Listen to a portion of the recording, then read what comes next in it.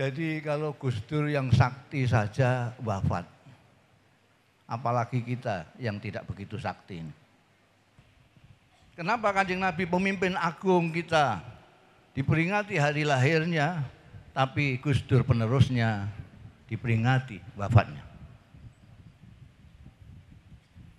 Karena Nabi Muhammad, Yesus segala macam itu maksum. Orang bilang katanya Gus Dur itu drop out dari Al-Azhar. Itu tidak benar. Jadi itu direvisi itu kalau yang nulis-nulis begitu.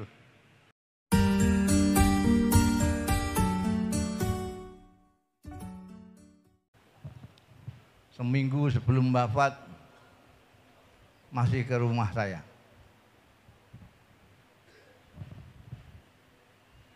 Tiba-tiba ceritanya itu mestinya habis di tempat saya terus balik lagi ke rumah sakit. Tapi tiba-tiba setelah 3 jam ngobrol dengan saya, tiba-tiba bilang saya harus ke Jombang, ditimbali simbah. Saya kaget, Ibu Nuriah juga kaget, tidak termasuk dalam jadwal ini. Langsung ke Jombang itu. Ceritanya selanjutnya Anda sekalian sudah baca. Jadi kalau Gus Dur yang sakti saja wafat, apalagi kita yang tidak begitu sakti ini. Banyak orang-orang besar, orang-orang hebat, pejabat-pejabat mati, ada yang bilang alhamdulillah ada. Ada orang mati padahal orang besar. Tapi orang alhamdulillah. Karena dia selama hidupnya menjadi beban. Jadi ketika mati beban dirasa hilang, alhamdulillah. Ada orang yang mati diperingati oleh keluarganya sampai 1000 hari, habis itu sudah.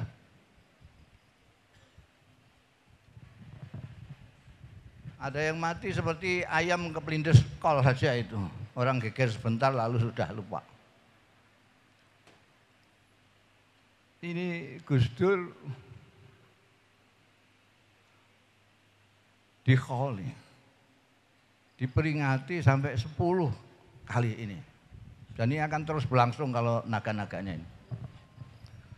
Didoakan setiap tahun, tidak hanya di Ciganjur. Tidak aja di Tebuireng, di mana-mana.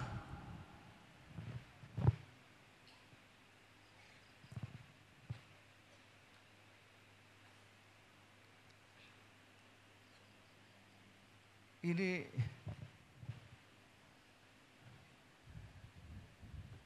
Kanjeng Nabi Muhammad, Nabi Isa, Yesus itu diperingati hari lahirnya. Kanjeng Nabi Muhammad diperingati hari lahirnya, Muludan itu. Yesus diperingati hari lahirnya Natal itu. Jadi sampean kalau selamat Natal ya sama dengan selamat Muludan gitu. Jadi tidak usah ribut-ribut. Pentau untuk ribut perkara selam.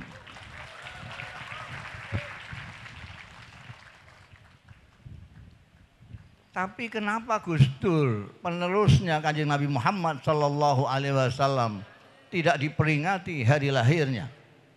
Apa karena ya ini tidak tahu hari lahirnya Gus Dur? Saya saja tahu.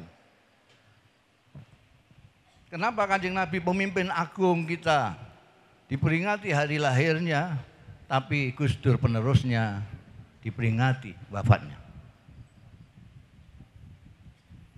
Karena Nabi Muhammad, Yesus segala macam itu maksum.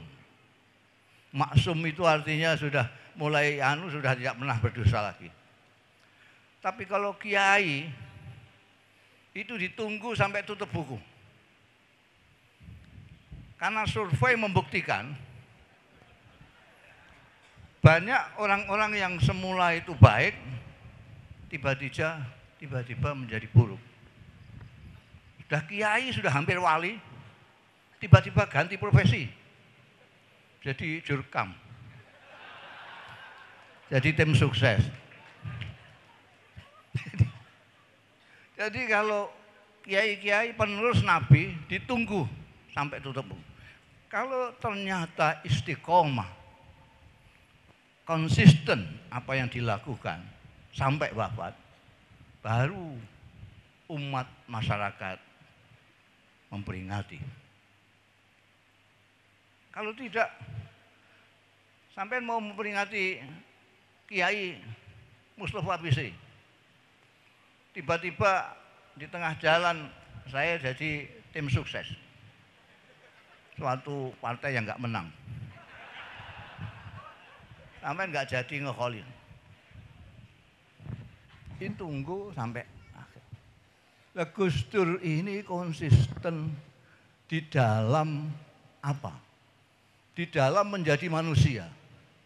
Sampai catat ini, semua orang mengatakan Gus Dur ini, Gus Dur ini, Gus Dur ini. Saya mengatakan, saya orang yang paling dekat dengan Gus Dur sejak di Mesir sampai beliau gonta-ganti apa? Kontrakan itu. Dulu saya kalau ke Jakarta mesti jujuknya ke Gus Dur. Seneng saya karena omahnya mesti baru terus. Karena ngontrak anyar di Cilandak ngalih di mana lagi gitu. Saya tidurnya tempat tidurnya anak-anak ini. Jadi Gus Dur itu orang yang enggak tahu. Gus Dur itu ngaji itu jelajah pondok. Pondok di Jombang semua pernah dipang. Pondok Tambak Beras yang usul fikih, pondok Denanya orang fikih, pondok Sarang yang nahu sorop, pondok Krapyak yang lughat, pondok sampai pondok Tegalrejo yang apa itu tasawuf. Mulai nahu sorop sampai tasawuf dipelajari, ngaji semua. Sehingga sampai ke tataran jadi manusia. Jadi sampai kalau ngaji sudah sampai tingkat atas, sampai jadi manusia. Kalau belum itu kadang-kadang masih bau buaya. Awas hati-hati itu buaya darat itu kan. Masih buaya, masih ular, masih macam-macam. Gus Dur itu, orang bilang katanya Gus Dur itu drop out dari Al-Azhar. Itu tidak benar, jadi itu direvisi itu kalau yang nulis-nulis begitu. Dia itu bareng sama saya kok. Dia bangsa kuliah barang itu kecil, gitu aja kok repot. Jadi dia sudah datang duluan, tapi tidak daftar, tidak kuliah, tidak apa. Baru ketika saya datang dan daftar kuliah, dia tanya, sampai di mana? Saya ini di yang baru dibuka ini. Saya memang memilih fakultas yang baru dibuka karena ujiannya masih agak lama, 4 bulan. Kalau yang biasa itu kuliah syariah segala macam langsung ujian. Jadi saya yang baru ini Gus, ya udah aku ikut. Enggak mikir enggak apa, aku ikut. Ikut daftar. Begitu daftar, lihat mata pelajarannya. Loh, ini kan sudah kita pelajari waktu di pesantren semua ini. Dan nahwu, shoroh, balaghah, mantek, ini kan sudah semua. Lah memang saya milih yang begitu. Saya kan tidak pernah sekolah, saya tahunya cuma pondok pesantren. Saya supaya akrab ya pilih yang madahnya itu saja, mata pelajarannya itu. Wah ini kan habis-habisin umur ini. Langsung kirim daftar ke Fakultas Sastra di Baghdad. Jadi dia tidak pernah kuliah, memang bukan drop out. Di Azhar enggak kuliah.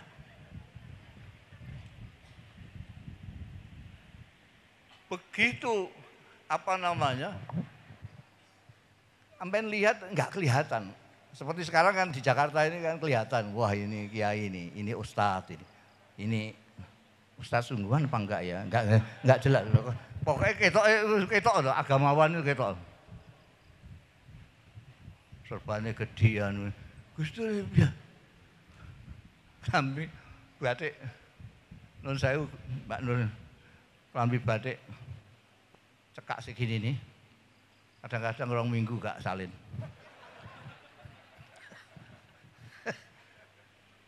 Itu datang ke seminar itu gandel begitu.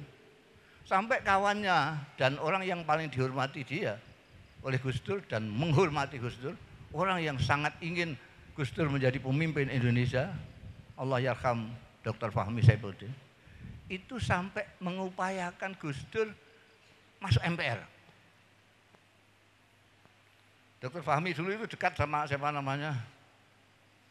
Siapa Pak Akbar itu yang wakil presiden dulu itu, Pak, ada Asparjo Rustan segala macam itu. Akhirnya diupayakan, maunya diupayakan supaya Gus Dur jadi anggota MPR. Gus Dur jawabnya, tanya Gus Mus dulu. Kalau Gus Mus setuju, saya mau. Kalau enggak.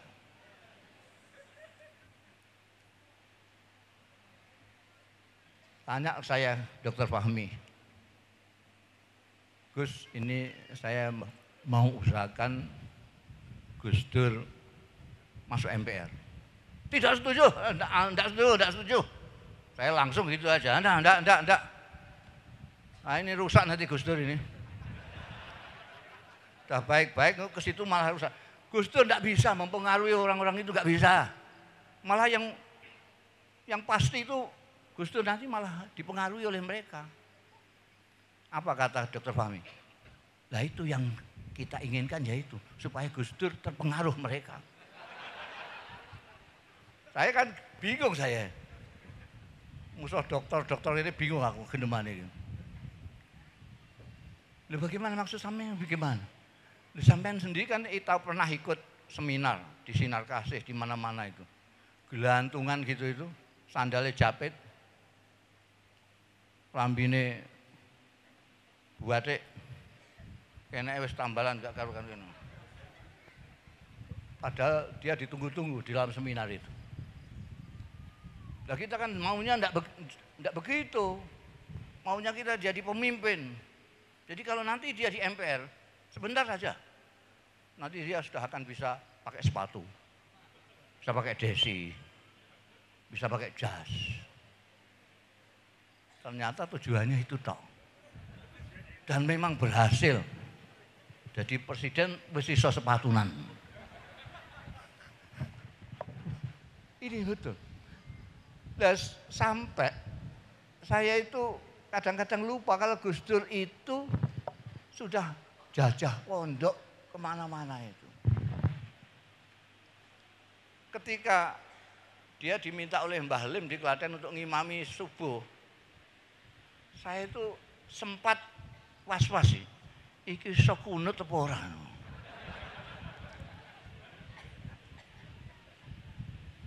Nah dia sudah jadi ketua dikaji segala macam.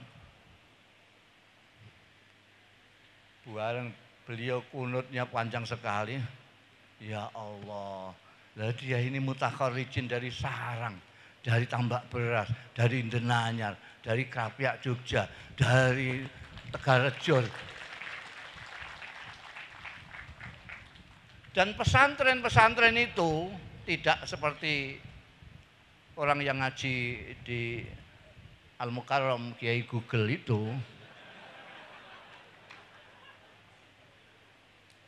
Antara dua, santri diminta untuk apakah dia setelah ngalim mengajarkan ilmunya atau mengamalkan. Tapi yang terbanyak adalah mengamalkan ilmunya. Jadi orang disebut orang alim bukan hanya orang yang ngerti ilmu, bukan orang yang pandai, tetapi yang ngamalkan.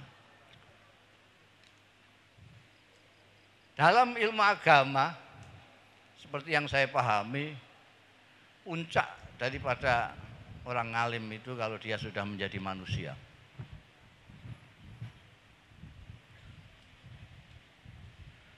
Manusia seperti Kanjeng Nabi Muhammad Shallallahu Alaihi Wasallam, manusia yang mengerti manusia, manusia yang memanusiakan manusia. Sekarang banyak sekali pemimpin itu yang tampaknya seperti manusia, tapi nggak ngerti manusia. Kalau tidak seperti dia, dianggap tidak manusia. Jadi ukurannya manusia itu dia. Tidak ngerti. Mentang-mentang dia ahli wiridan, ada orang datang minta ijazah.